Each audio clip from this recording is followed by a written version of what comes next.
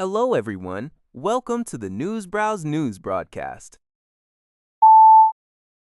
Did the Shunwanet reports that both the United States and Iran have received a peace plan aimed at de-escalating the ongoing hostilities between the two nations. However, Tehran has indicated its rejection of the immediate reopening of the Strait of Hormuz as part of this proposal. The development follows a stern warning from U.S. President Donald Trump, who stated that failure to reach a deal by the end of Tuesday would lead to dire consequences. The proposed framework, which was put together by Pakistan, outlines a two-tier approach: an immediate ceasefire followed by a more comprehensive agreement to be finalized within 15 to 20 days. Despite this, a senior Iranian official mentioned that Tehran would not accept deadlines while reviewing the proposal, and expressed concerns that Washington was not prepared to guarantee a permanent ceasefire. Separately, U.S. digital news outlet Axios reported that discussions are underway between the United States, Iran, and regional mediators. 联合早报 reports that an Iranian ballistic missile struck a residential building in the northern Israeli port city of Haifa, resulting in 2 deaths and several injuries. Emergency personnel initially reported 4 missing, including a child and 2 elderly individuals, with 2 bodies later recovered from the rubble. 4 others were injured. The missile's warhead, estimated to contain hundreds of kilograms of explosives, did not detonate upon impact, with the building's collapse attributed to kinetic energy. Israeli forces are investigating the failure to intercept the missile. Later on Monday, another Iranian ballistic missile strike targeted the Haifa area, injuring 4 people.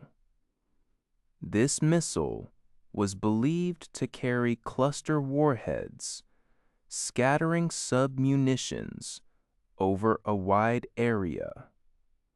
Since the Iran war began on February 28th, Iran has launched over 500 ballistic missiles at Israel, causing 18 deaths among Israeli civilians and foreign nationals. Concurrently, the conflict According to GG Press, Iran's elite military organization, the Revolutionary Guard Corps, announced on April 6 that its intelligence chief, Mr. Hadimi, had died. The Israeli military, for its part, declared that it killed Mr. Hadimi during an airstrike conducted on the night of April 5 in Tehran, the capital of Iran. This incident highlights escalating tensions in the region.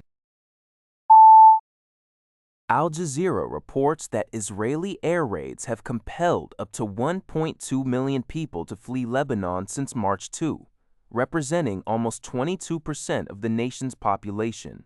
The attacks have resulted in over 1,450 deaths, including 126 children, and more than 4,400 injuries.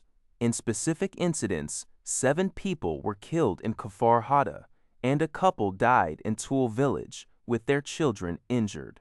Many families are experiencing repeated trauma, having been displaced once before between October 2023 and November 2024.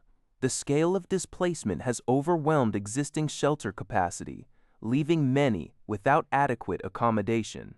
Lebanese President Joseph A. Al has urgently called for negotiations to prevent further devastation, noting the extensive damage to infrastructure and an estimated $2.8 billion in residential property damage. On the 5th day of NASA's Artemis II mission, 4 astronauts are preparing for a historic lunar flyby, set to enter the Moon's sphere of influence overnight Sunday into Monday. Their Orion spacecraft is currently nearly 215,000 miles, 346,000 kilometers, from Earth.